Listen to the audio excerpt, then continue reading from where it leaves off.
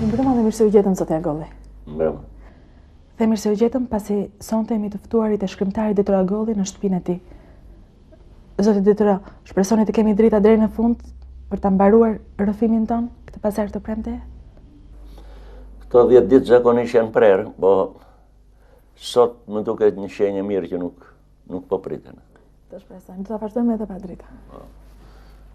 Si shpjegohet, keni folur në gazeta, jeni prononcuar për televizionet private, ndërsa 3 vjet hares në televizionin shtetëror shqiptar. Po, zakonisht në këto shtetëroret mua, këto vitet e fundit, të 8 vjet nuk më kanë pasur shumë qef, sepse kam pasur një fat të keq, nuk kam shkuar mirë me përgjegjësa të ndryshme. Edhe në këto 3 vjet? Edhe në këto. Që kanë ndryshuar? Po, nuk, se tek ne vazhdon ai inati i hershëm, shenjat e luftës së klasave ose lufta e klasave, po me forma të tjera. Vazhdon, është një paragjykim i hershëm që duhet vazhdoj. Sot është një intervistë ku ju kërkohet rrëfimi. Besoni se një njeri mund të rrëfehet plotësisht? Dhe nëse një njeri nuk rrëfehet, pse ngulmojnë gazetarët? Më merr mendje që jo plotësisht mund të rrëfehet njeriu. Ai që rrëfehet duhet të jetë njeri shumë i fortë.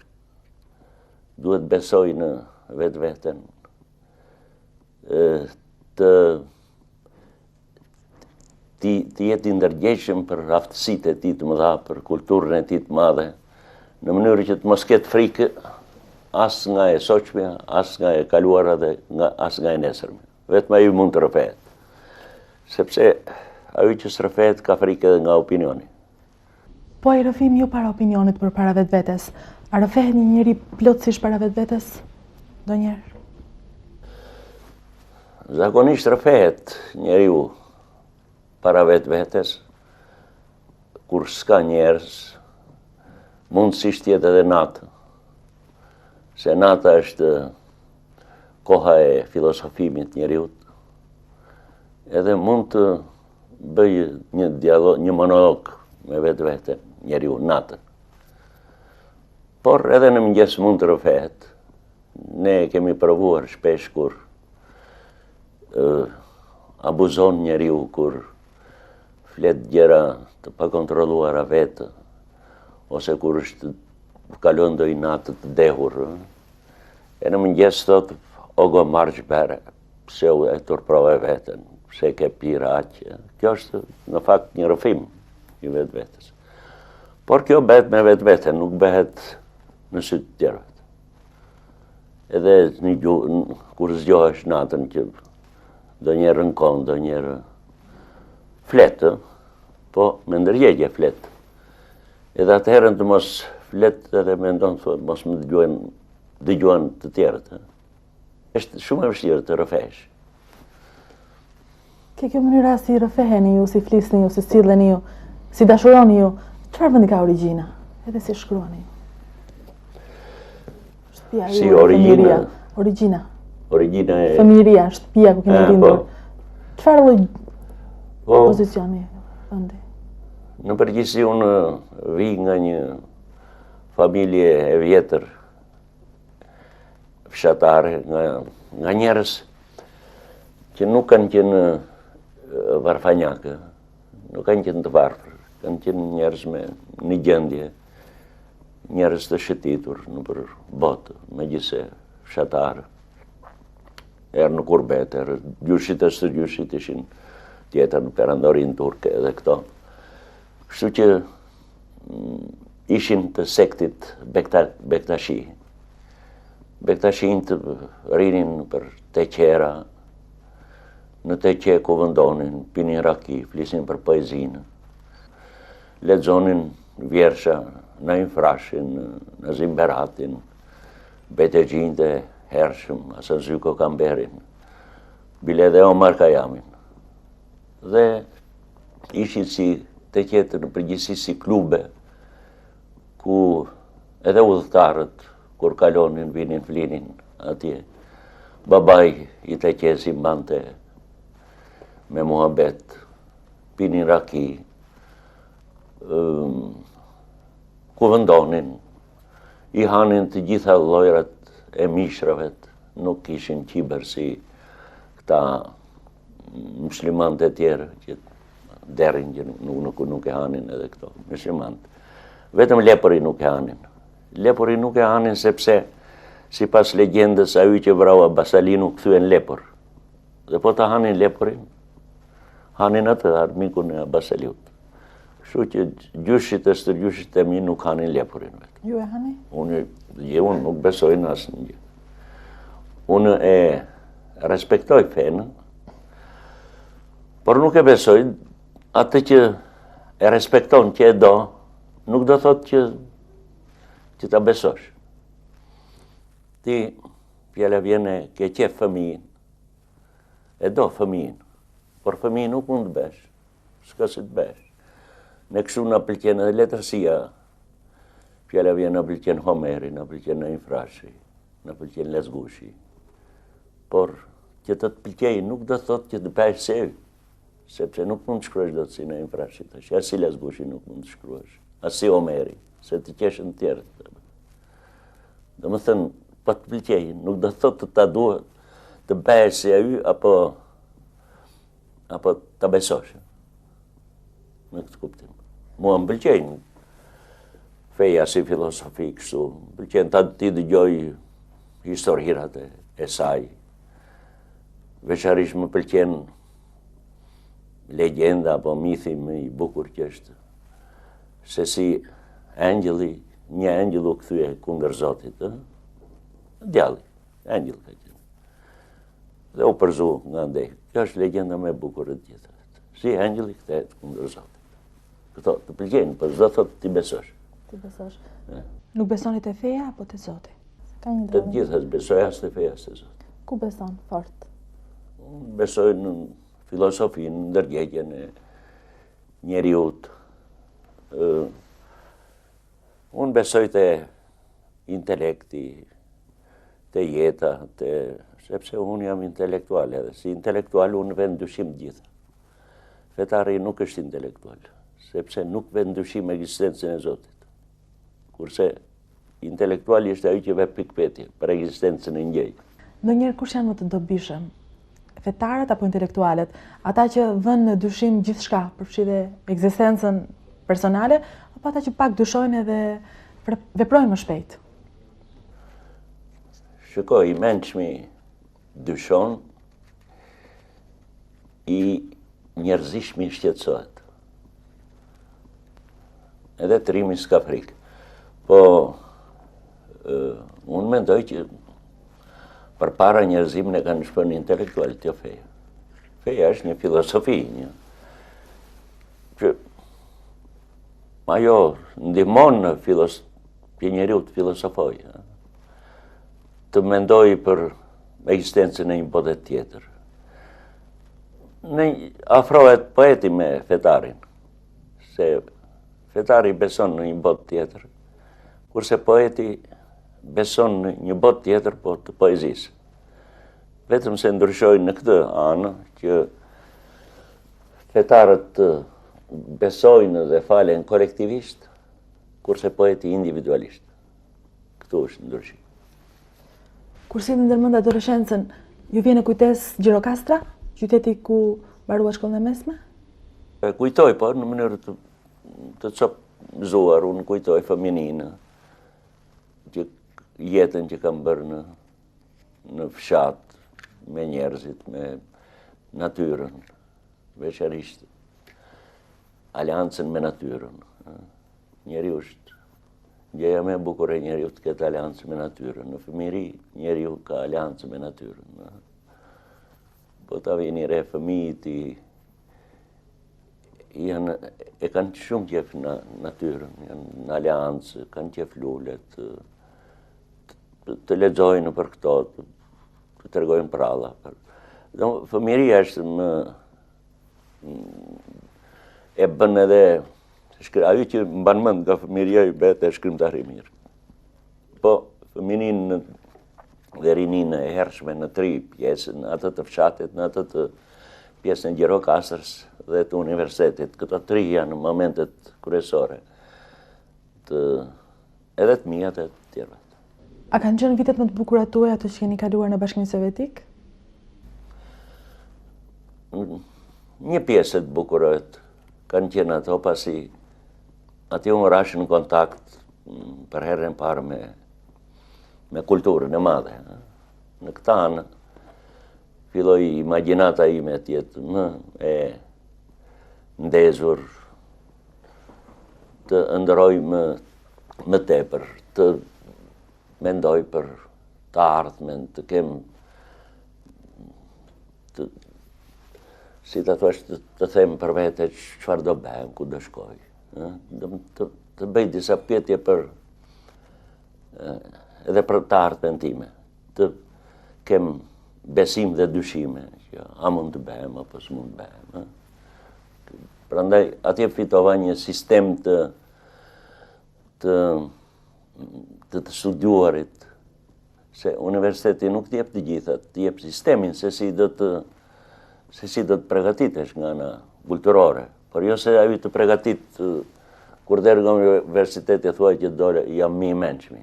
Ajo jep bazat për se si do të ecësh me tutje, në këtë kuptim. Në vitin 62 keni shkruar vëllimin me tregime Zhurma e erave të dikurshme, i cili është botuar në 64, është ndaluar mandej. Është një vëllim tregimesh me frymë pesimiste, ndjet pesimizmi me gjithë natyrën tuaj të kundërt. Pse? Ç'ndodhte me drejtuar gollin e Sokohe?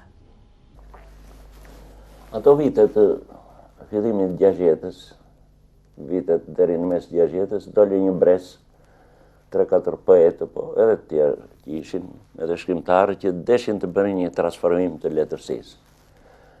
Letërsia gjera të erën kishte arritjet e saj dhe të shkrimtarëve të bashkohës që jetonin bashkë me ne, më të vjetër, por kishte një farë ngurtësie, sepse ishte tepër odike, tepër e thatë, kështu agitative.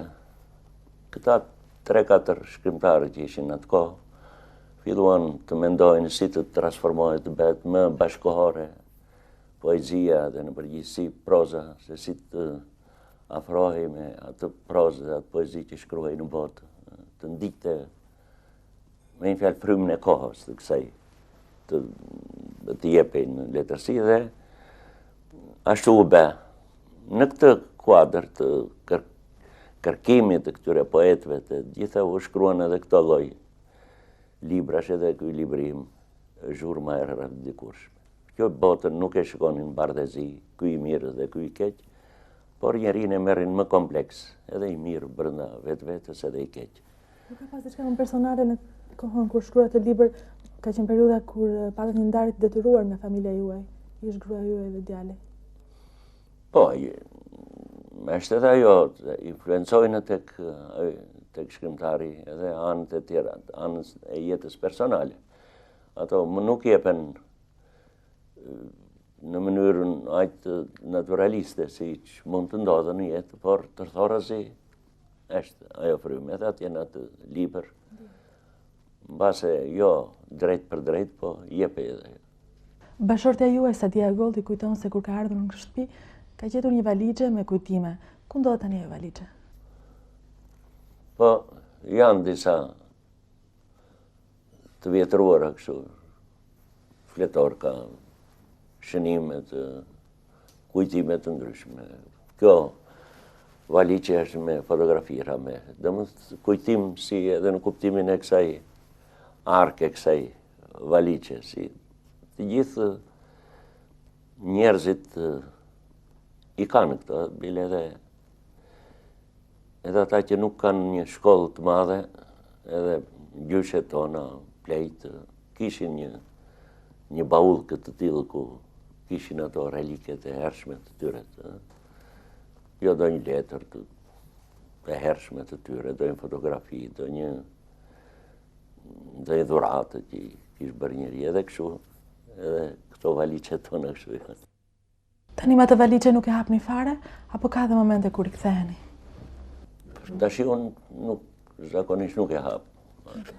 Se ato gjëra nuk hapen gjithnjës.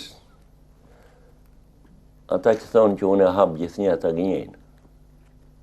Nuk mund të hapet një gjë e shtrenjtë gjithnjë. Ajo hapet kur diçka të dhem, për shembull, tek njeriu zemra është me e shtrenjtë nga gjithë. Ne nuk themi që çdo ditë themi, o shok, kam një zemër unë. Kur të dhem zemra, fa marrëm dhe në zemër. Atë që e ketë shtrenjtë, nuk thua ditë për ditë se e shpërdaron. Ato edhe në jetë, kur themi liria, demokracia, gjithnjësisht, nuk ka, prandaj e themi. Nuk ka liri, nuk ka demokraci. Kur nuk ka liri dhe demokraci, përmend shumë herë fjalën demokraci dhe liri. Kur ka, nuk e përmend. Kur nuk ka dashuri përmend. Edhe kur nuk ka dashuri, thua dashuri. Ata që thonë gjithnjë jo dashuri, ajo kështu. Bile edhe që shkruajnë dashuri, nuk dashurojnë fare. Nuk keni shkruar shumë për dashuri, nuk keni dashuruar? Unë kam shkruar, por nuk kam folur. Nuk kam folur. Unë, kur më ka ardhur, kam shkruar për dashurin, por e të më borëm me dashurin. Bile edhe në vjersha nuk e përmend dashuria. Them që pash një vajzë që i kish kështu, kisha qep që ta takonja, ta bënje, por jo të dua shumë e të bëj këtë. Si janë gjetë. E keni takuar djalin tuaj? E kam takuar një herë e kam takuar tash që kam qenë. Tani? Në 92-shin. E 93-shin. Çfarë ndjet? Që mund të... Po ndjen që kujton atë kur ishte i vogël. Këtë, por një nga dhuntit e mëdha të natyrës që ka dhe njeriu të është haresa, po t'i mban të mend gjitha njeriu do të çmendej. Por me kalimin e kohës, gjërat fillojnë trajta të harohen, i behen më të mjergullta, nuk behen të qarta shumë, mbeten vetëm ato gjërat më të rëndësishme, më kryesore, sepse kalon koha, 30-40 vjet është një kohë e gjatë. Edhe mban mend vetëm kur ish fëmijë, kur ish, pse nuk e ke parë si rritet, si bëhet. Do e mos të vjen një mall, një keqardhje, po donjëherë shpeshherë është me logjikën kjo, jo me ndjesitë e tjera. Kurse kur e ke që jeton për një kohë të gjatë dhe ke një humbje, ke një... Atëherën është ke edhe atë keqardhjen më të madhe dhe në gjitha, po kur ve logjikën kryesore, logjikën e ve, kur e shikon me logjikë gjën, largohesh pak nga ajo. Me logjikën, në të kuptim, thua që detyra e njeriut ndaj natyrës është që të rigjeneroj, pavarësisht se këtë rigjenerim me atë që do të rigjeneroj nga është gruaja, mund t'jetë nga Afrika, nga Zanzibari, nga Azia, nga gjitha, mjafton për natyrën, nuk ka rëndësi nga e ke gruan. Mjafton që të lindsh fëmijë. Kurse për njerinë ka rëndësi nga e ke gruan, e ke të vendit, apo e ke shqiptare, apo e ke kështu. Njeriu është tjetër dhe natyra është tjetër. Për natyrën s'ka. Po ta vesh në logjikë, mjafton që le një fëmijë, që nuk je bërshlinë dhe natyrës që je shterp. Natyra po të jesh shterp të zhduk. Po, kur nuk pjell një lop apo një ashtu, ajo zhduket 12 vjet e ka lopën dhe kurse për ne, 60 vjet, 70, 80 nuk pjell. Po t'ish për natyrën, ne kishim mbaruar. Në kosiste. Por shoqëria në mbronë, se gjuna ky plak të jetoj. Natyra s'ka në gjuna, se nuk jeton do të pastaj, do të pjell. Edhe qershin në aqe ka 12 vjet, 15 vjet. Kujtohet kur i quat bashkëtën tuaj nënës, dhe ju i tha, po pse më birë, morë i prap një tuaj, Ka që nuk i kupton dhe gjuhë? Babaj? E tha dhe me ashtu se disa fjalë nuk i pëlqente, se nuk i kuptonte se ish nga Shkodra. E tha që zvure menta përsëri me tuaj do të martohesh. E tha kështu si nëpërmjet, si me shaka, si me gjysmë. Nga njerë, kur të rëmben kujtimet kaluarës, kur të merr malli, kur ndihesh keq, je vë faj atij sistemi? Ato në politikisht, kur mendojmë ne, politikisht, kur e vëmë mendjen në një veprim politik, atëherën themi që jo sistemi, jo kështu, por kur mendojmë si njerëz, nuk mendojmë për sistem. Mendojmë për kohën. Themi ashtu ishte e kohë, por kur e ve në rrugë politike, në rrugë në binar, fillon të gjykosh që ishte sistemi, ishte ashtu, por një lloj sistemi, edhe tash po ashtu. Nuk ka ndonjë ndryshim të madh. Edhe tash nuk e i lirë të shkosh ku duhesh. Duhet të ngordhesh para një ambasade që të marrë një vizë, ose duhet të ish kontraband, që ti ikësh të aratisesh. Apo nuk është ndonjë liri e madhe sa të habitesh kaq. Që portat janë të hapura dhe u bëdeti kose dhe shko. Pse po marrëm ne vendime për gomonet që t'i ndalojme për tjerë? Apo jo? Ku e këti? Atjo liria e njeriut është më shumë propagandë në botë, të drejta dhe lirit e njeriut.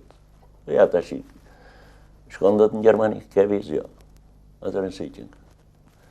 Atërë, nese thosh që ishit izoluar, thosh, edhe jeni të izoluar pëse shkoni ku të duani. Ja, po shkoj ku të duani, më le? Jo. Kurse jetë thotë që propagandistike, që thotë duhet jeni të lirë, të shkoni ku të duani. Ja, i lirë jam, po Kina që i thonë që pëse të drejtat e njërë, po të liroj Kina që t'i japën viza atyre, të ambushë gjithë botën me kirez batëshonët.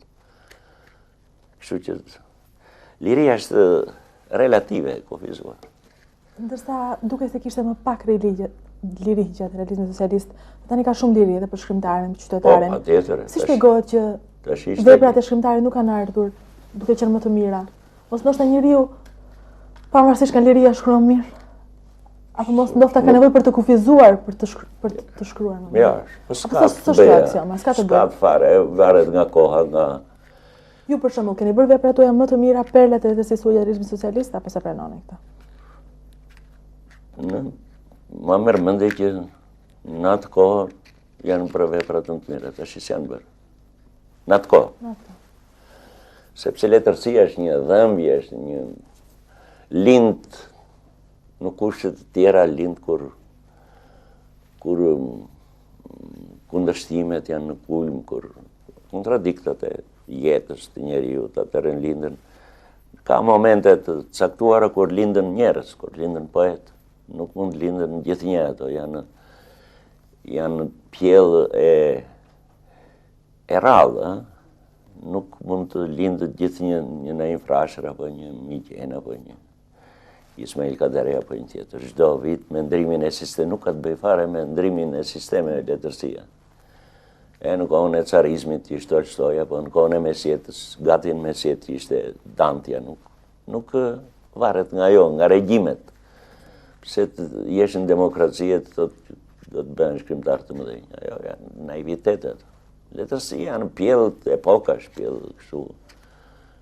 Nuk mund të kërkosh, mund të ri edhe 50 vjetë, 100 vjetë pa personitet në letërsi. Nuk ka nuk është do një qudi, apo jo. Do shkruajnë, vazhdojnë të shkruajnë, të botojnë, njerëzit bëjnë, por nuk ka... Nuk do thotë që ndroj një sistem edhe tash demokracia të bëjmë. Liria është tjetër, liria të shkruarit tash është liria plot, mund të shkruash të duash. Por nuk varet që të ketë një liri të plot dhe të ketë shkrimtarë. Ajo nuk mund të bëhet pula e bën ajtësa që ka vezën, pata e bën ajtësa që ka. Nuk do thotë që pula të shkojë në mbretërinë e patave dhe të bëjë vezë pate. Në mbretërinë e demokracisë së patave. E të bëjë një vezë sa të patës. A që ka. Nuk varet nga ajo. A i ka bërë Detroit Golli veprën e tij më të mirë? Po, shkrimtari gjithmonë synon që të bëj një vepër të mirë dhe nuk vetë kënaqet. Nuk ka shkrimtar që të thotë që e kam bërë veprën e më të mirë e tjera. Ajo është një ndërgjegje shumë e lartë që të thuash që si të lashtët që thoshin që ja, kush i tha, Rafaeli, që i ra me që kanë ati një monumentit Mojsiut, apo cilës që e bëri, kështu e tha, kuj foli, tha, të qi, a bë. Edhe Michelangelo, fol, do më thënë i kishë ndërgjegjen që ky e bëri kure veprën, po janë të rradha ato, janë gjenit që e ndjen që e ka bërë, po njeriu gjithmonë është i pakënaqur me vetveten, me veprën, e bile s'ka qef që ti përmend të tjetë, të thotë që bëra këtë ose atë. Bile as Tolstoj, kur luftën e paqen, që i thanë të tjerë, edhe vetëm në fund fare e përmendi që unë kam bërë Iliadën për lufta e paqen. Iliada e kohës, që tha. Por janë të rradha, nuk e thonë. Do një buravec mund të thotë, po në përgjithësi nuk e thotë shkrimtari. Se shkrimtari nuk është buravec? Që duhet modestia një shkrimtari, një artisti? Jo, shkrimtari s'është buravec, bën ndonjëherë si buravec. Po shkrimtari mirë nuk është buravec, nuk ka qef që të, nuk i përmend veprat e tij. Edhe arti nuk duhet. Oscar Wilde thotë që kur lexon një gjë nuk duhet ta ndjesh që është art. Që e ke shkruar për art. Tjetë një gjë që të mos e ndjesh që ky e ka shkruar Kastile për art, tjetë një sope si një gjë që si buka, kur e ha, nuk lavdërohesh me bukë. Që të thuash që ja, po ha buku, po bëjnë gjithë madhe, që orë, po ja buka. Kështu duhet jetë art. Zë shumë për të femra në krimtarin tuaj, madje edhe partia, quhet Nëna Partia dhe Shqipëria Nëna Shqipëri, për ta femërzuar, për ta afruar me femrën. Pse ka shumë femra? Nën parti nuk i kam thënë asnjëherë. Nëna Shqipëri. Nuk gjen nën Shqipëri po. Nuk ka pas. Unë kam thënë partia si revolucionar kisha. Edhe unë e besoj atë punë, por nuk i kam vetëm nën Shqipëri. Asnjë gjëje si kam thënë nën. Për ta femërzuar. As tokës bile. Tokës si kam thënë tokë. Bile për gruan dhe kokën le tokën, themun, që është ajo. Por jo, nën nuk e kam pasur. Ti them do një tjetër përveç Shqipërisë. E kanë thënë të tjerë poetat nën parti. Kush e ka thënë? Kujtoni me një poet që ka thënë? O, të gjithë e kanë thënë. Të gjithë e kanë thënë. Nuk varet, pastaj siç duhet të dallojmë një gjë që realizmi socialist ishte metodë, metodë të shkruarit. Por jo ajo që shkruaj ishte realizm socialist. Letërsi socialiste, mund të thuash, po jo realizm socialist. Si të thuash realizm kritik. Është metodë. Balzaku ishte realist kritik. Po kur thua Balzaku, nuk thua realist i kritik. Do më thëni, ajo është letërsi që shkruaj në socializm. Ose letërsi socialiste. Por nuk kishtë bënte me që ti thua çdo i realizmit socialist, çdo shkrimtar. Të realizmit socialist ishin ata që shkruanin si pas kanuneve të asaj metode. Shkrimtarët skematik të dështuarit, që u hodhen me njerë pastaj kur ndrohen sistemet me anën e demokracisë që e quanin ata. Ata ishin të realizmit socialist. Kurse shkrimtarët e shquar nuk ishin të realizmit socialist. Nuk e ndishin këtë metodë. Metodën e saj. Ajo ishte tjetër lloj, ishte një metodë, ajo që e përqafoi plotësisht atë metodë, dështoi. Në bazë të... Ishte si filmat amerikanë një pjesë e madhe, që fundi lumtur apo e pjetë. Ajo ishte realizmi socialist. bilet parë të Amerikanët e kanë atë. Realizmi optimist. Po tani, çfarë lloj letërsie bëhet në Shqipëri? Po realizmi demokratist. Po të shkuar që lavdërojnë demokracinë, lavdërojnë këta e gjitha që s'ka. Nuk ka do një gjë, tash janë më skematike. Më skematik. Po krejtësisht, që s'ka probleme të jetës, të kontradikta, tragedinë e jetës, burokracinë e këtij sistemi, apo burokracinë, korrupsionin, këto. Nuk ka. Ato janë të trilluara sa gjëra, sa gjepura që. Si e shpjegoni problemet janë shtuar dhe letërsia ka diçka të shterp? Po sepse është tash i kërkohet të vihen të provohen gjithë këto mënyra të shkruarit, rrymat e ndryshme që nuk i kemi kaluar ne. Nuk ka pasur tek ne, nuk janë provuar rrymat. As në kohën e regjimit Zogut as tashi, as të partisë as tashi. Nuk janë provuar si të tilla. Në kohën në vitet 30 ishte edhe 20 ishte surrealizmi, kubizmi, dadaizmi, ishin gjitha këto rrymat. Nuk u provuan. Ja, atëherë në lirit plot kishë përshkruar. Çe s'u provuan. Më thoj ti mua një kubist shqiptar. Një piktor kubist. Apo një eksistencialist shqiptar. Shkrimtar. Ke? Përpara. Para realizmi socialist. Se s'u provua atëherë. Realizmi socialist ja pengoi. Gjithë këta, për shembull Lazgushi, Fishta, Koliqit, gjithë. Çfarë janë? Kanë ndonjë rrymë se ku Fishta çfarë është? Rapsot i këndon. Në atë mal, në atë lajthi, ishim mbledhur, tre bari, një me thënë, një me dhi, apo normal, kështu siç bëhet poezia. Ka ndonjë si Sartre, fjala vjen që të jetë eksistencialist, apo si Kafka. Më thoj një si Kafka. Dhe prandaj tani këtë zëbrasësi, shkrimtarët, artistët, gjithë instrumentet i ka letërsia, gjithë kjo orkestër me letrare dhe artistike që është në Shqipëri, do të t'i plotësoj me tingujt. Dhe prandaj ato që kanë mbetur që nuk i kemi provuar, mundohet t'i provoj tashi. Dhe do të provojnë gjitha. Çfarë ka? Sepse boshllëk nuk mund të ketë në natyrë dhe në shoqëri. Po edhe pas 100 vjetëve të ato mbushet ky boshllëk. Tashi me që janë shumë vjetë me këtë boshllëk, po përpiqen shkrimtarët dhe artistët ti mbushin këto. Shikoj ekspozitat si janë të arte figurative, ato janë të provuara në botë 100 vjet përpara. Tashi po i bëjmë. Edhe nuk është do një për të vënduar në kokë. Unë mendoj që anë pozitive është të mbushen e pastaj të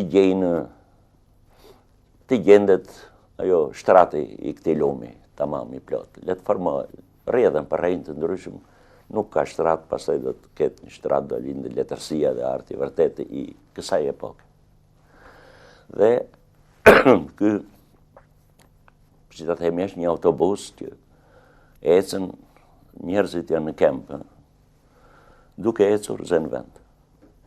Tash jemi në kemp, në këto rrymat e tij. Duke ecur do të zemë në vend, do rrim se cilin ja si shpërjon këtu. Është një tjetër shkrimtar i madh, Ismail Kadaria, i cili banon një kat më poshtë. Është krijuar për shtypje se marrëdhëniet tuaja nuk kanë qenë fort miqësore, dhe nëse është e vërtet kjo për shkak të karakterit apo xhelozi midis njerëzve të mëdhenj? Jo, kjo është si legjendë, se njerëzit zakonisht kur dy shkrimtarë ose dy personalitete mundohen të gjejnë ndonjë të bëjnë tregime, të tregojnë pralla, që kështu ishin dy. Edhe në prallat po kështu është. I vend dy, ose dy pleqë, ose dy njerëz të ndryshme, dhe se si këta afroshin dhe zishin, ose benin. Në pralla, si pralla, edhe këto, ne jemi mësuar të tregojmë pralla. Por ne kemi qenë normal të dy. Ne kemi qenë në shkollë bashkë, në Gjirokastra, ishte 2 vjet më poshtë se unë. Një ishim që atëherën, do më thënë gati 50 vjet të njohur, nuk rrallë ka që 50 vjetë të njesh edhe të mbash miqësinë. Si keni qenë gjithmonë miq? Miq, ne kemi qenë miq, sepse duke jetuar bashkë, do mos do takohesh. Kemi hyrë, kemi dalë, kemi vajtur, do mos miqtë nuk janë një lloj të gjithë. Se mund të kem pasur një tjetër më të afërt se ai, por quhet, mund ta quash mik. Një të tillë, por më thënë jo në kuptimin e ngushtë të kësaj si një tjetër që mund të mos jetë shkrimtar, po i kemi shumë mik, se sa hy se të lidhen gjërat të tjera më afër. Por ne kemi shkuar gjithë një mirë, korrekt, nuk kemi pasur grindje të tilla, nuk kemi pasur kështu që të mos i flasëm njëri tjetrit. Asnjëherë nuk. Gjithnjë kemi folur. Si një dashur shumë prandaj. Apo s'ka të thotë? Jo, normale. Nuk është, po ne jemi të ndryshëm. Ku ndryshoni jo? Ne na bashkon ajo ideali artistik është i një lloj të pathuaj. Ato pikpamje që kam unë në letërsinë dhe në art, ato pikpamje ka dhe pikpamjet e lirisë së individit i kemi pasur të përbashkëta. Të kërkuarin e komoditetit në jetë. Keni qenë njësoj gjithmonë? Kemi biseduar për lirinë e individit, për lirinë në përgjithësi e njeriut në shoqërinë, qoftë socialiste. Më thënë, nuk kem pasur kështu frikë për t'ia thënë njëri tjetrit dyshimet tona. Dhe kjo është një shenjë e miqësisë. Një njeriu që nuk e ke mik, ke edhe frikë se mos spionoj. Ne nuk kem pasur frikë nga kjo anë. I kemi thënë të gjitha që kemi menduar. Edhe vetë i tregon këto. Por, doj mos ne kemi pasur ndryshime në karakter, në mënyrën e jetesës. Unë jam tjetër lloj njeri, unë jam më shumë njeri popullor, rreth nga një shtres tjetër njerëzish. Unë i kam qef njerëzit të gjithë kategorive, të thjeshtë, të ndërlikuar, intelektual, fshatar, barinj. Kam qef të vete në shtëpit e njerëzve të ngredollira, të këndoj këngë popullore, të tregoj historira, të bëj. Kam tjetër mënyrë jetese. Ajo e ka tjetër, ajo më shumë ka një grup më të kufizuar të njerëzve, më shumë intelektuale, më shumë njerëz që ti shkoj muhabeti e tjera. Kurse unë jam mësuar që në fëmini që të hyjnë njerëzit. Unë kam qenë djali i madh i shtëpisë. Babai, domethënë i matëm mësonte që atëherën që ta përfaqësonja të vinja në dasma, të vinja në vdekje. Kur të vinja në dasma të i thosha që të trashëgohet, të roj në këto. Kur vinja në vdekje të thosha na vjen keq për këtë që ndodhi, të roj në fëmijë, të roj në vetë. Domethënë duhet të mësonja këto gjëra në mënyrë që kur të hynja në shoqëri të dinja të flisni. Ju e keni vënë re, tash i ka intelektual, ka njerëz mund të jenë edhe akademik. Po kur hynë në një shtëpi, kur ndodh një ashtu rinë, nuk flasën dot. Se s'din të flasën. Nuk i thonë që po ç'kemi, po si ndodhi kjo që ashtu, por edhe unë di një histori të këtillë se kështu ka ndodhur edhe ajo ri kështu. Se s'di të komunikoj, apo jo. Nuk do thotë ti je i Zoti kështu e të dish të komunikosh. Mund të jesh si Einsteini e të mos dish të komunikosh. Është tjetër komunikimi. Është tjetër lloj komunikimi, është një. Ka qenë së fundi në Tiranë edhe akademiku Recep Qosja. Çu bëri përshtypje nga vizita e tij? A e takuat? Jo, se takova se ndej një pak. Unë e njoh mirë atë kam. E pat në televizor në këto. Televizor në biseda. Çu bëri përshtypje diçka ke kjo vizitë e profesorit? Po ai ishte tepër zyrtar këtë radhë, nuk ishte një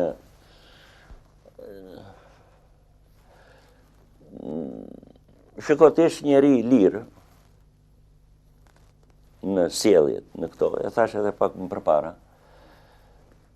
edhe për probleme të mëdha, po ti kombinosh ato me anën tjetër, me anën njerëzore, me humorin, me gjendjen, ti vesh një garnitur tjetër, të dish të hysh dhe të dalësh, të krijosh një gjendje humori tjetër, është tepër e vështirë.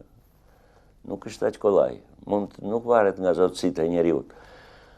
Nga zotësitë e njeriut kjo varet do njerë, sepse ajo që nuk i bën këtë, nuk është i sigurt në opinionin, se do të thotë, që do thonë për mua, po ta them këtë. Ka njerëz që i vjen pikë e kësaj që interesohen shumë për vetvete, çdo thonë. Kurse një njeri që është zoti vetvete dhe që mendon që di plot gjëra, nuk i ve pikë e kësaj që çdo thonë për mua, le thonë që duan. Nuk i ve kësaj. Se nuk shkruan, nuk rrit dot, as nuk shkruan njeriu kur është kështu. Unë kam shumë të metat të mia të shoh, por asnjëherë nuk e kam vënë këtë pikë që çdo thonë për mua. Po ta bëj kështu. Unë nuk shkruaj kurrë. Unë në këto 8-9 vjet mua më kanë kritikuar në për gazeta, në për të gjitha gjërat, more i kuq kanë thënë, më kuqalosh, më marksist, më enverist, më komunist, më çfarë s'kanë thënë, por unë nuk e kam ullur kokën e bëjë. Kam shkruar, kam bërë. Atje ku duaj jam përgjigjur, ku duaj nuk jam përgjigjur, ku bëhet. Po të rinja unë që ti kishe këti opinionit, thoshe që more, çdo thonë, nuk do shkruajnë, as këtë bisedë nuk do të bëjnë atë. Do të hyjnë ndonjë vrim. Zyrtarismin e profesor Qosis, se era dhe me këtë e shpjegoni? Apo ishte edhe lloji vizitës? Po, Recep ishte edhe një tip shkencëtari. Recep ishte një studios shkencëtar që mendon në mënyrë më me rregulla, më me disa kanune të studime, të shkencës. Domethënë ai do të afrojë atë komunikimin me njerëzit me atë që shkruan. Nuk del nga ajo. Kurse në përgjithësi, njeriu duhet të dalë nga ajo që shkruan. Do të mos fjalos si që shkruan, po të shkruaj si që fjalos. Duhet të pyesja diçka për Kosovën. Kam përshtypjen që jeni shprehur në njërin prej gazetave se ndiheni keq, apo nuk ndiheni mirë që s'paku nuk jeni nisur në zonat e luftës. Ç'është kjo qartë? Po, ne themi që një Shqipëri tjetër është andaj nuk jemi të bashkuar, nuk është zgjidhur çështje kombëtare dhe të gjitha këto të tjerat janë. Akoma çështja shqiptare që ndron në rend të ditës. Ne jemi një vend, një komp i ndar përgjysmë, pa drejtësi historike janë të mëdha. Tash që filloi ky moment që është ngrihet problemi jo sot o kur që thonë edhe vetë kosovarët edhe ne, dhe të vjen keq që nuk je një luftëtar që të vesh atje ta tregosh këtë dashuri që ke. Sepse ne shpesh rahëm gjoksin që jemi patriotë të mëdhenj, jemi trima, jemi nga rjedhëm nga stërgjysësh, e duam lirin, duam këtë, por kur vjen rasti që luftohet në një vend, nuk ke mundësi të shkosh. Dhe nga kjo anë unë më mbetet merak që nuk kam vajtur të luftoj në Kosovë. Po të isha atje do shkojnë. Tash janë disa rregullat tjera që jenë me kufirat, me kufi shtetërore tjera, nuk mund të vesh mund të ndodhë një edhe në botë një keq kuptim, por megjithatë unë mendoj këtë gjë që edhe ne nga këtej duhet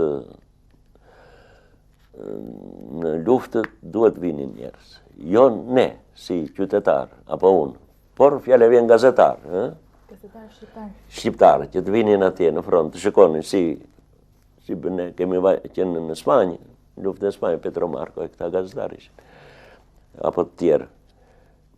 Këtu që ndodh kjo gjë në Kosovë, si gazetar, për të shkruar një reportazh të vërtet, apo si të radios, apo si të televizionit, në një mënyrë ose një tjetër, mund të vijet, pak të kërkohet, ne s'kemi bërë përqapje për të vajtur atje. Nuk them vetëm këta tanët janë këte, po edhe ata që janë vetë në Prishtinë.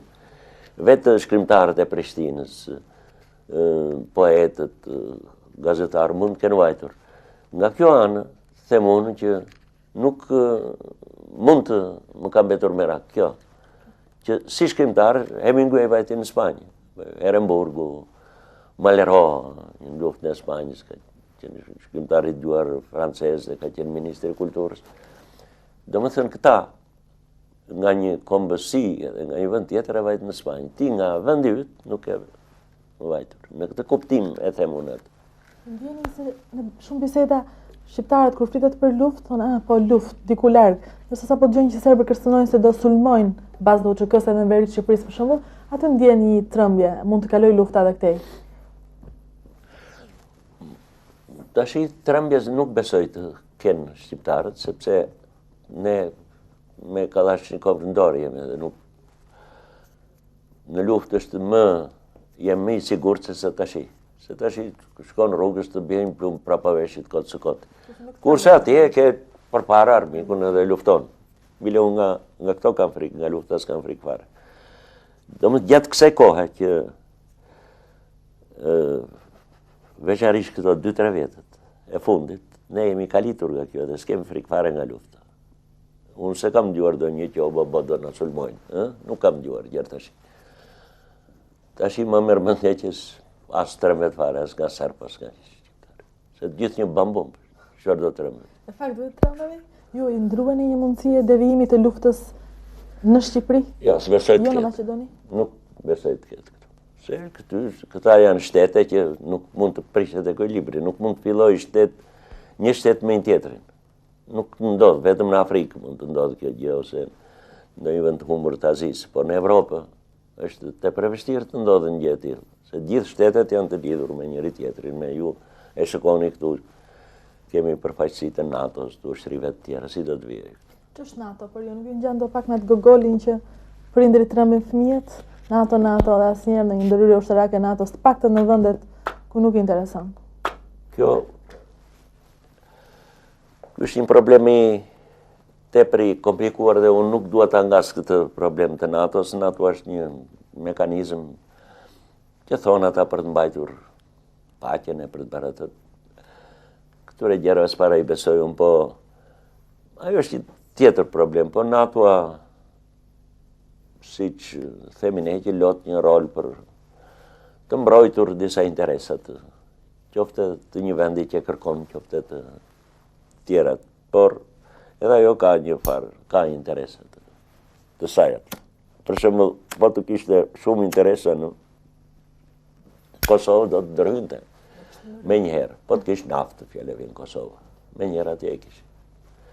Si në Irak, si në Kuvajt, po s'ka gjëra tjera, ka misër, ka gjymyr, ka këto që mbase kanë edhe ata.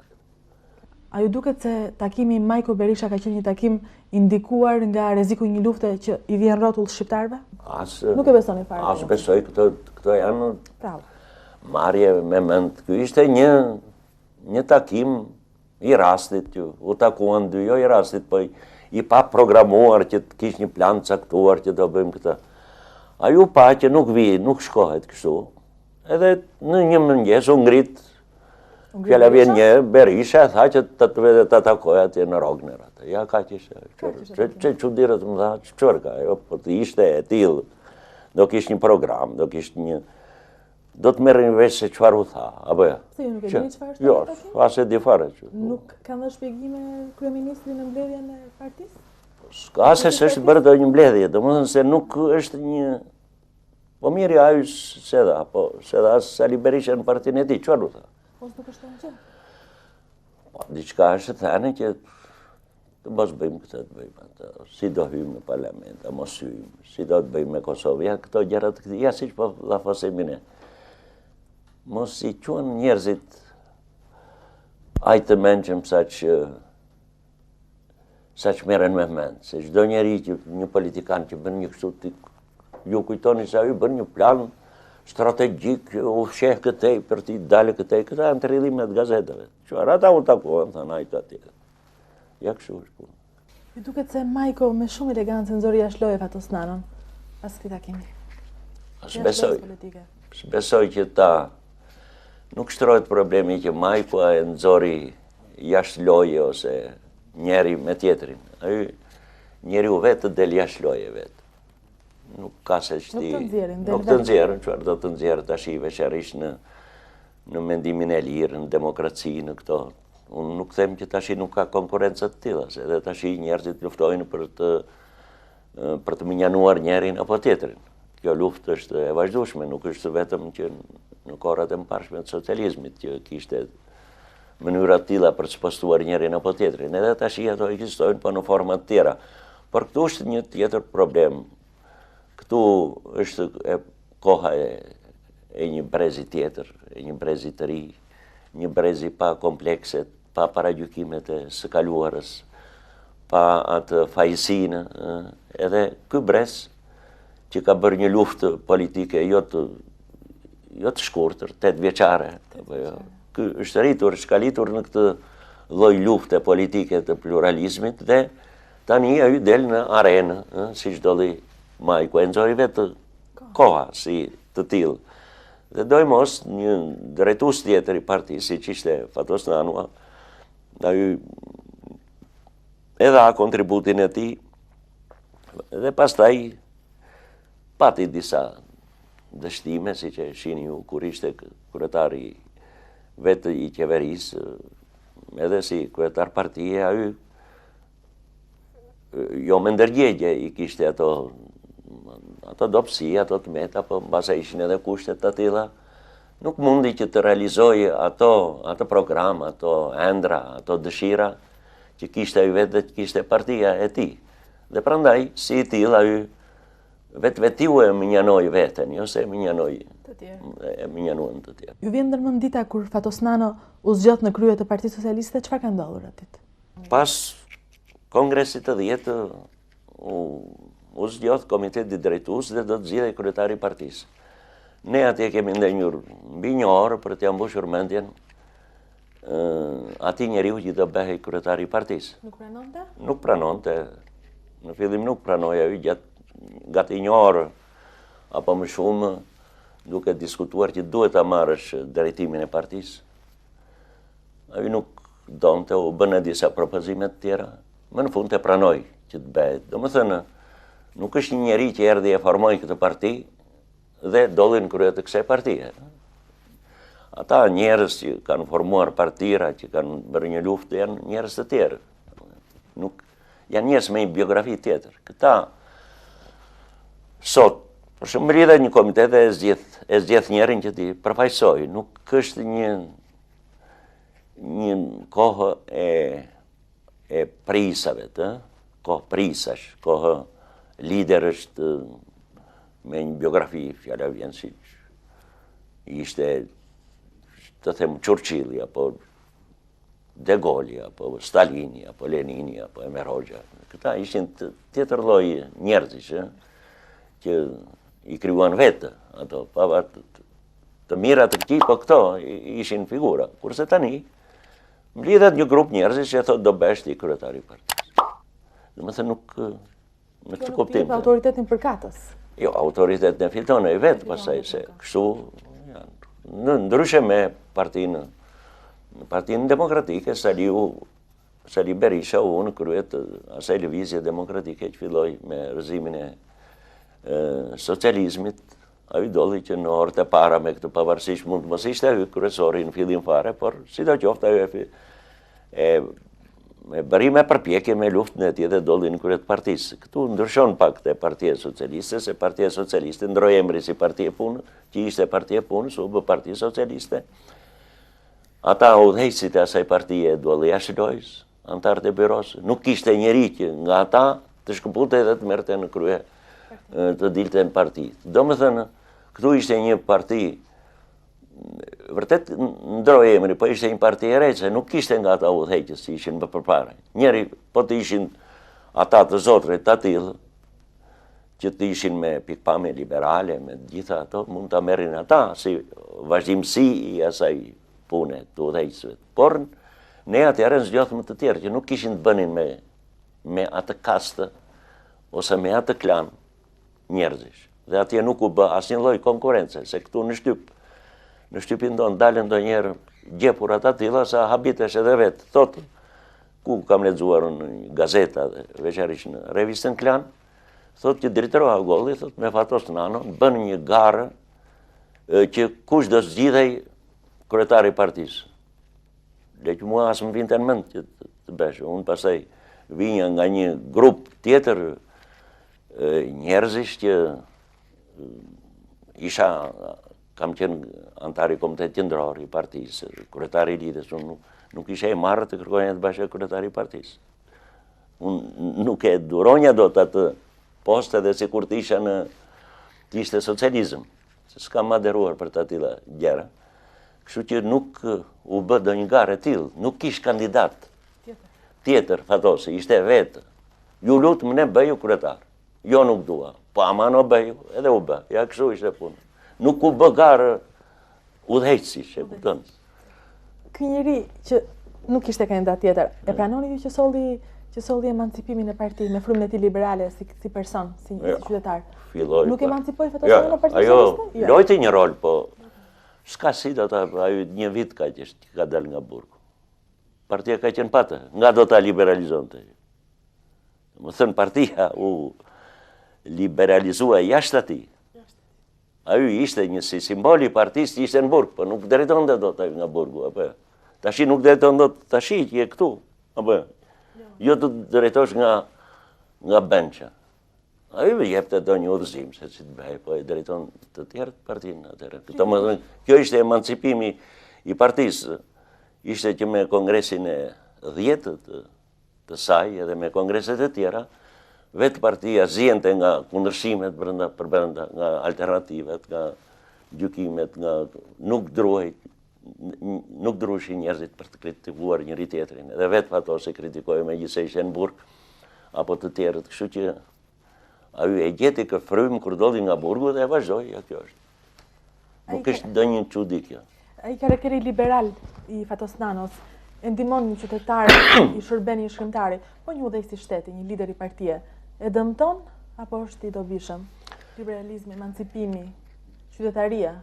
Jo. Ç'të duhet? Në këtë kuptim, qytetaria dhe emancipimi, liria i duhet një udhëheqësi, por ajo është një liberalizëm amorf.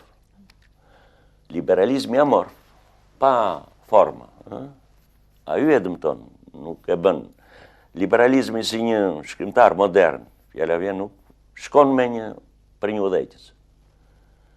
Sepse ndryshe është shkrimtari, ndryshe është udhëheqësi i partisë. Udhëheqësi i partisë duhet të ketë në radhë pa një karakter të fortë, të ketë forcë organizuese, të ketë mendime të reja, të ketë edhe një emancipim të vetvetes, të priret drejt një progresi të madh, të kombinoj anë organizative me progresin edhe me këtë liberalizëm që thamë. Ajo është një udhëheqës kontemporan, i soqëm, të mund bashkohor. Sali Berisha i thotë, ajo ka energji shumë të forta, është organizator i Zoti, por ajo nuk është i prapambetur në mendime. Këtë ka po t'i kishtë përparuar, mendimet t'i kishtë një drejt një progresit tjetër lloj, dhe të ndiqte kohën, zhvillimin e saj, ajo do të ishte shumë i Zoti për nga kjo anë, me energjitë e tij që ka. Duke krahasuar me Nanon? Edhe duke krahasuar e të tjerët, jo vetëm Nanon.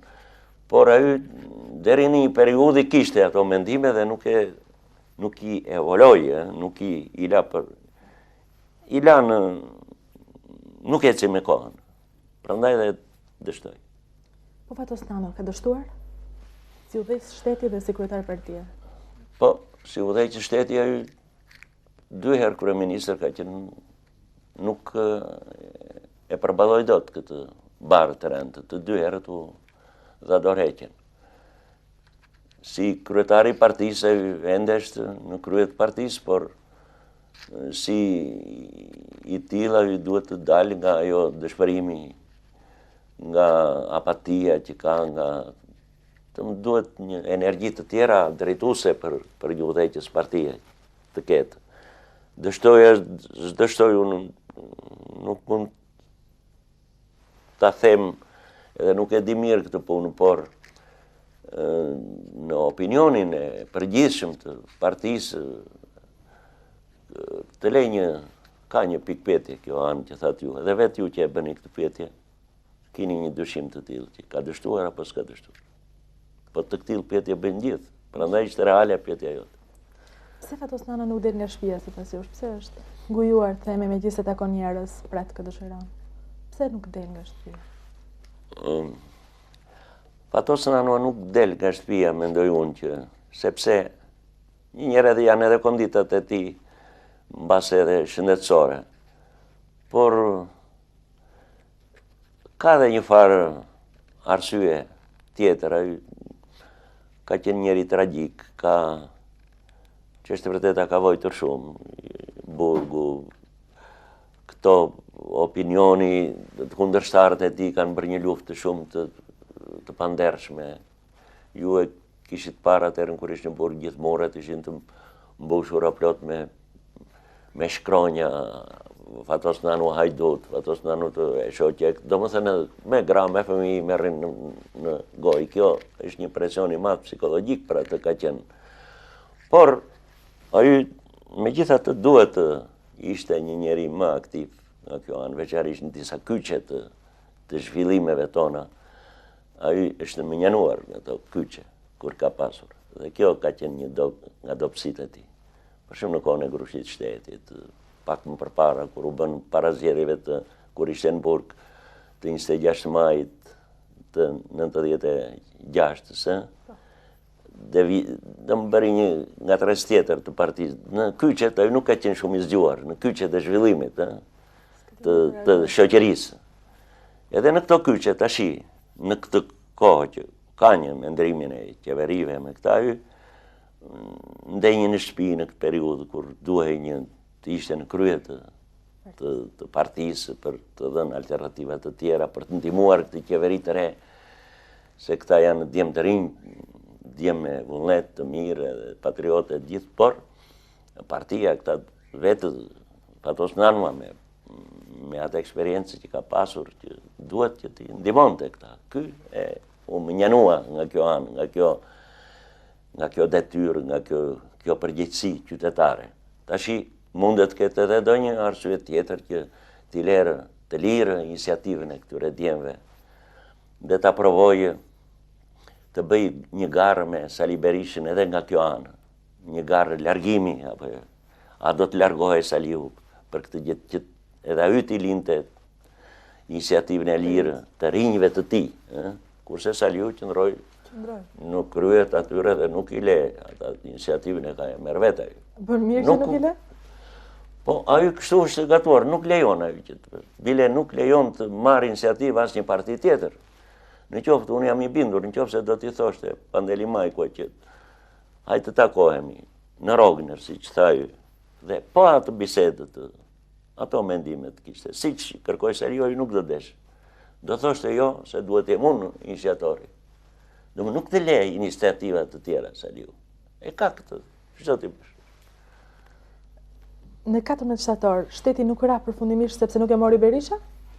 Apo sepse u mbajt në momentin e fundit? Nuk e merrte dot Sali Berisha. Se nuk donte? Apo se nuk e merrte dot? Nuk e merrte dot. Ai bëri përpjekje të çmos për ta marrë. Dhe në fakt hyri në ndërtesën e Këshillit Ministrave, mori radio televizionin, mori atë, por ai nuk mund ta merrte dot atë sepse nuk kishte njerëz, nuk kishte për krahës popullin. Ndryshe ishte kur ndodhi ajo, kur e ngritja turbullirat e Vlorës, edhe të qyteteve të tjera, aty ishte masa e gjerë njerëzish. Kurse këtu ishte një repart i tij, një 50 veta të armatosur, dhe u sulën, mirë po, ata një njerë që u grabit qyteti, Tirana. Njerëzit nuk ishte të marrë, që ta linin qeverinë, ta merte një grup grabitësi, shabë. Dhe u izoluan si të tillë, prandaj nuk mund ta merte dot ai. Ajo tregoi atë edhe dobësinë njerëzve drejtuesve të qeverisë tregoj ngatësinë e saj, se si me 5-6 veta duhet me një dy fek vajtë edhe hyrën brenda ku ishin ata. E tregoj këtë anë të dobësisë, por ajo nuk mund të merrej në atë kohë. Edhe opinioni ndërkombëtar nuk do ta lejonte një gjë të tillë. Mbas edhe ajo e shtrëngoi që të hiq dorë nga këto punë. Tash ne mund të themi tani ç'të duam, por ai ishte një grup shteti i dështuar. Nuk mund ta merrte, se nuk kishin pjekur kushtet e një revolte popullore, pastaj nuk kishte përkrah asaj të mëdhenj. Nuk mund ta përpjekje u bë për të arrirë këtë, por nuk kishte shumë mbase nuk e kishte studiuar mirë Sali Berisha këtë punë. Por me këtë forum organizimi që kishte bërë ai edhe me këto mënyra nuk mund të ta merrte dot. Do shpëtojnë ndonjëherë si kom nga ndrimi i pushteteve pa revolta popullore, ndërkohë që një president të rrezikshëm. Si ka mundësi që ne nuk e lëm pushtetin qetësisht, paqësisht? Revolta popullore jo, po pa djegje, them. Sa herë në kriza politike, po ta keni vënë në re, në gjithë krizat politike ne kemi pasur, janë shoqëruar me djegje, me shkatërrime, në 96, 91-shin u doq një herë Shqipëria, 92-shin në krizën tjetër politike, u doq, në 97-ën u doq, në 98-ën vjet përsëri u doq një pjesë. Domethënë, po ta shikoni, ta vini re në çdo krizë politike, kemi pasur të këtilla trazira. Mbase duhet ndruar kjo mënyrë krizat duhet të kalohen në një mënyrë tjetër, jo me djegje. Sepse ne na mungon kultura e demokracisë. Në kulturën e demokracisë hyjnë këto të gjitha. Po, ma merr mendje që mund të shpëtojmë. Demokratët vazhdojnë të bëjnë mitingje pas mitingjesh ku kërkojnë të gjenden vrasjet e Azem Hajdarit nga qeveria. Ato gjenden ndonjëherë vrasjen e Azem Hajdarit dhe cili është varianti juaj? Kush e ka vrarë Azem Hajdarin? Unë besoj që mund të gjenden këtë vite, sepse ne jemi një vend i vogël. Në vendet të mëdha mbas edhe zgjenden, siç nuk është gjendur të Kennedy, të Morosët, të Italisë, që përpiqen dyshojnë se ky apo ai, po këtu tek ne, me që jemi pothuajse gjithë kushrinj, shqiptarët mund të gjendet vrasje. Unë nuk mund të them për Azem Hajdarin se cili ka qenë vrasë si ti, po kjo vrasje është ose vrasje hakmarrje kështu e trazuar me politike, ose vrasje politike. Thuaç vrasje politike i vëgishtin qeverisë? Jo. Jo? Vrasje politike s'është e qeverisë, pse mund të kenë vrarë të tij. Vrasjet politike janë bile ato janë vriten nga më shumë nga të tut. Brenda llojit. Brenda llojit. Nuk mund të them unë që kush nga cili krah, por kjo është një më shumë anon nga vrasje politike. Mund të jetë edhe hakmarrje sociale, kështu hakmarrje si që janë hakmarrjet tona, por më shumë anon nga vrasje politike. Persona që do gjenden vrasë. Ma merr mendje do gjenden. Ma gjenden, po duhet krijuar kushtet, mos duhet të bëj përpjekje jo vetëm një palë, po të bëj përpjekje edhe vetë Partia Demokratike atje ku u vra, të gjykojmë me cilët kishte bende, si qysh. Ajo nuk jep këtë të dhëna. Pse nuk e jep? Zakonisht është shiku ai që duhet të ndihmojë me të dhëna. Kemi një shik të aftë, jo thjesht për zbuluar vrasjen e Azem Hajdarit, po në përgjithësi për zbuluar ngushtet e shtetit, për të paralajmëruar. Po. Duke krahasuar me shikun e Gazidedes dhe sigurimin e shtetit Enver Hoxhës. Si e shikoni ju shikun aktual të fatos? Shiku i Gazidedes nuk ishte do një shik i fortë. Edhe ai ishte një shik i dobët, më shumë përgjonte disa njerëz të caktuar politik. Por jo një shik për të mbajtur qetësinë e vendit edhe sigurimin e vendit, qetësinë e vendit, për të gjetur kriminalët, për vrasësit, për këto. Ne nuk e kemi dobët nga kjo anë. Prandaj ka pasiguri. Ne hidhen shtyllat, tension 17 shtylla janë hedhur jetë. 98 dhe tani, dhe s'kemi gjetur asnjë. Domethënë është një krejtësisht i dobët. Ne duke pasur alergji për atë sigurimin e hershëm, e kemi shkatruar sigurimin e shtetit. Nuk marrëm shembull nga CIA, nga Intelligence Service, nga të tjera kështu armë të informative që ka bota.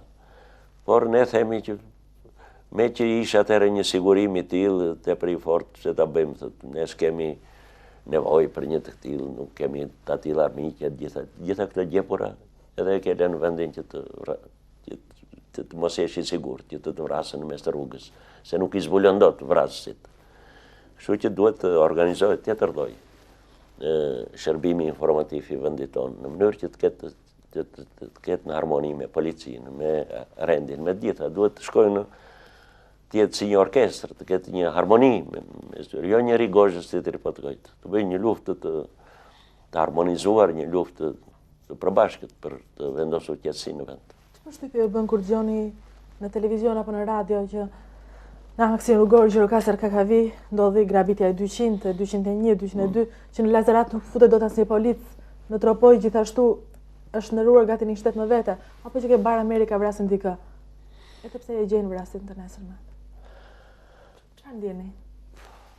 Ç'është e vërteta, ndjej një keqardhje të madhe, se ndjej një pesimizëm që s'ka shtet, një shtet i dobët, një shtet që nuk bën zap disa grupe bandash, një shtet si në fillimet e një shteti, si në 13-ën, 1913-ën, apo si ato filmat me cowboy që shohëm të Amerikës, kur ishte Amerika e re, që sa po linte shteti, që vinte ajo në mes kafenese, bam, i vrisë ose në gjithë e kobore, për këto.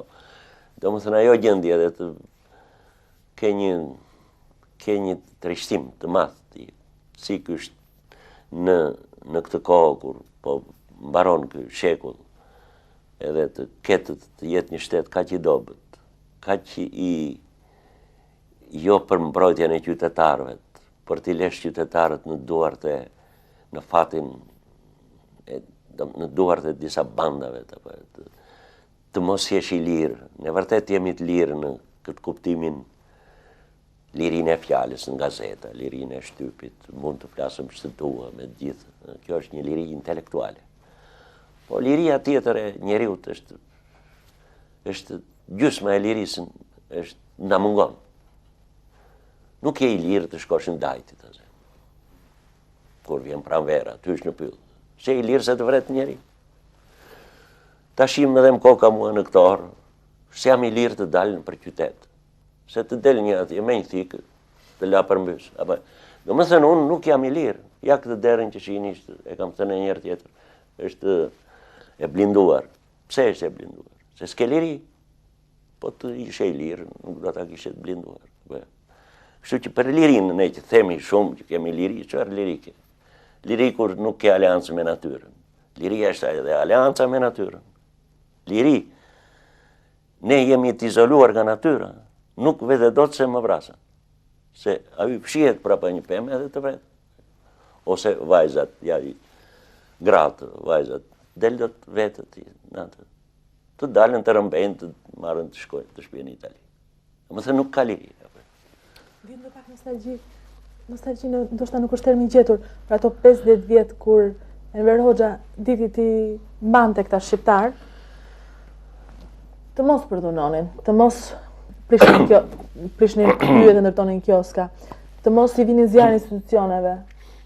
Jo nostalgji, nuk ndjej për atë sistem, sepse ajo sistem u provua që nuk ishte i përsosur. Ishte shumë të meta, shumë gabime, shumë gjitha që i dim ne. Ajo nga kjo anë mund të quhet si një shtet i organizuar që vendose një rregull dhe gjitha, por në gjithë diktaturat kështu është. Domethënë, edhe në diktaturën fashiste kështu ishte, nuk ishte ndonjë vetë diktatura e organizon këtë, nuk e ka. Unë them për këto shtetet janë demokratike, pa diktaturën e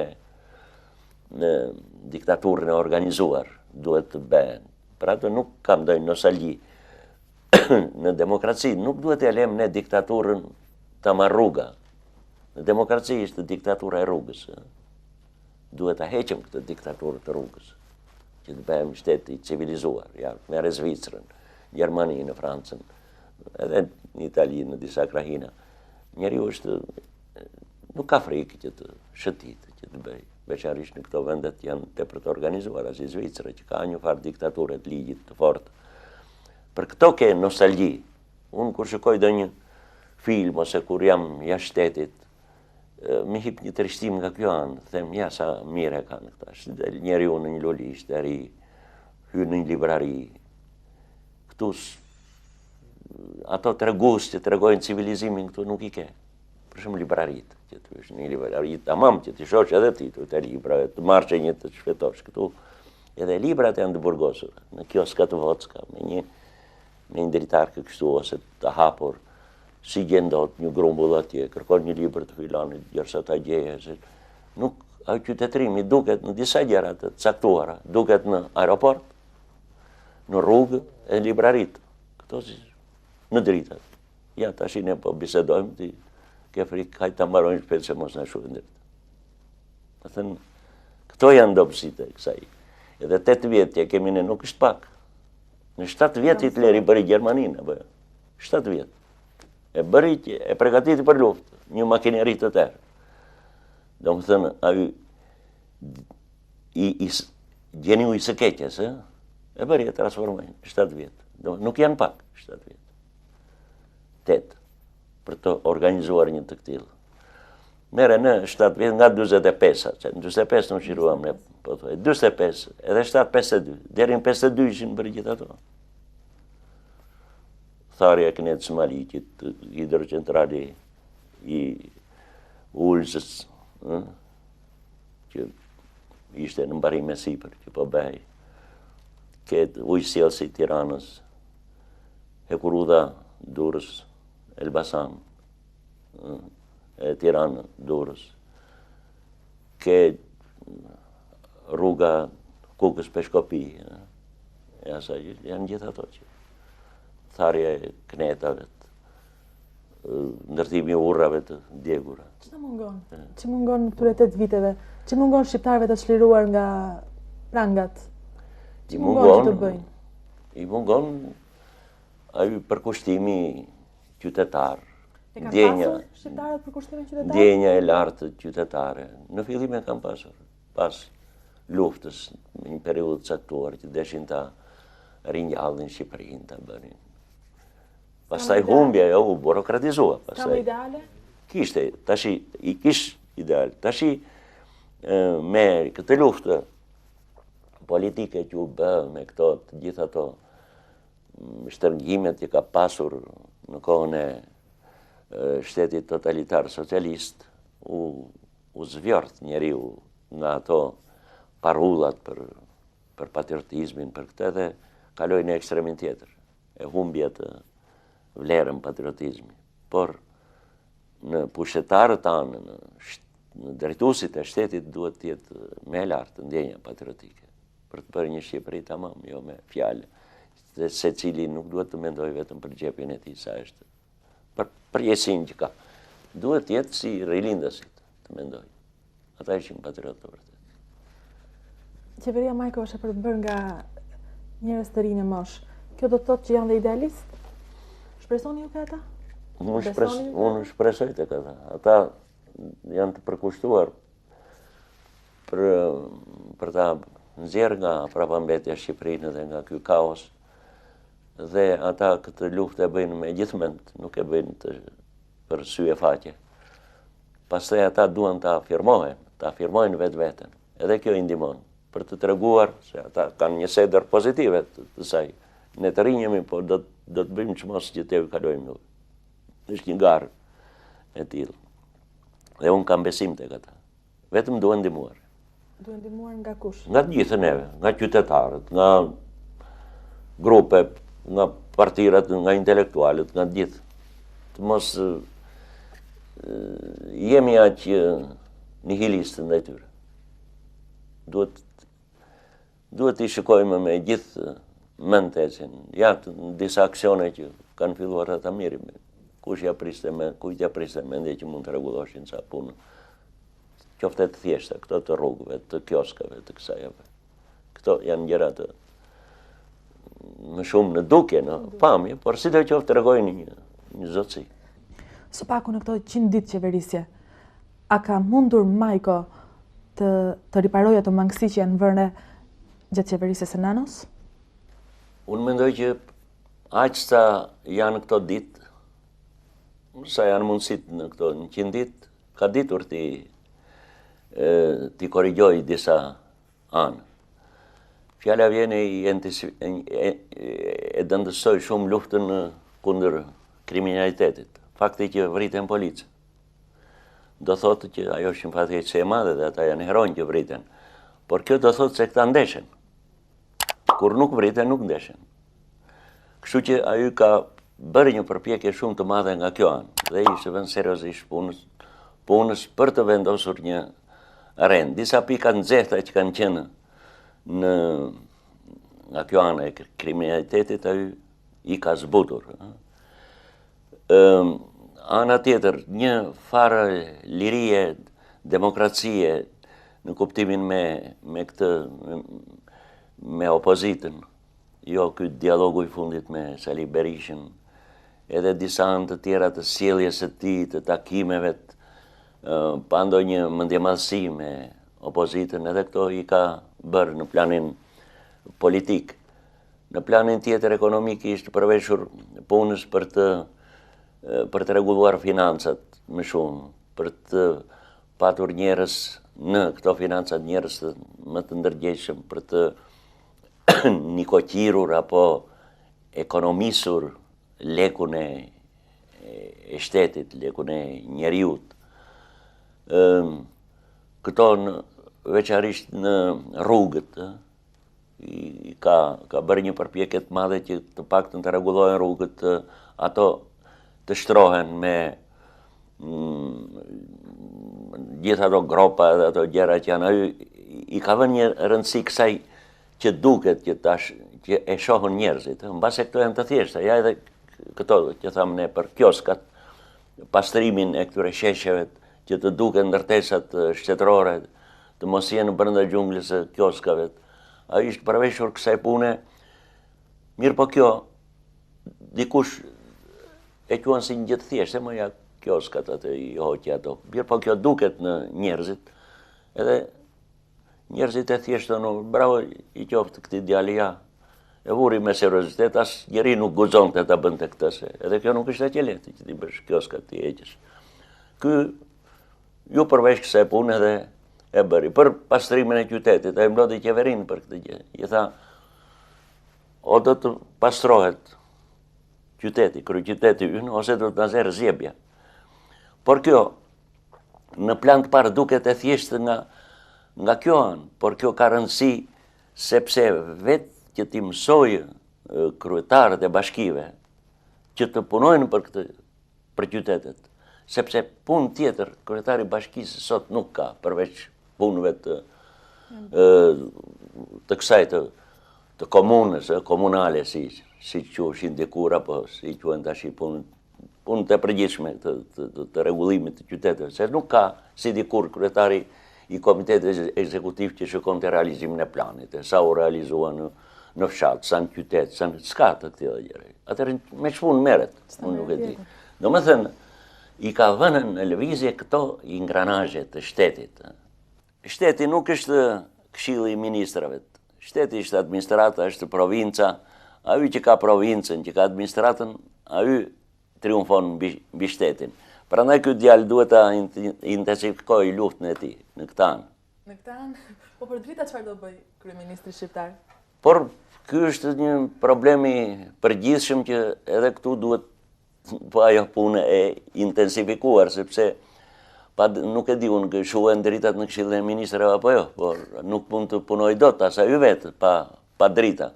Mire kishte në gazetën Shekulli ky Mustafa Nano, që thoshte që në kohën e Disonit, që shpiku llambën elektrike, nuk ka ndodhur një sabotim kaq i madh i elektricitetit. Ja si tash po na shoh. Pavarësisht nga dritat, intervista jonë mbaron këtu. Faleminderit që na ftuat në shtëpinë tuaj dhe faleminderit që u rrëfyet. Faleminderit dhe ju të nderuar teleshikues që na ndoqët të pasdarkë të premteje. Natë e mirë.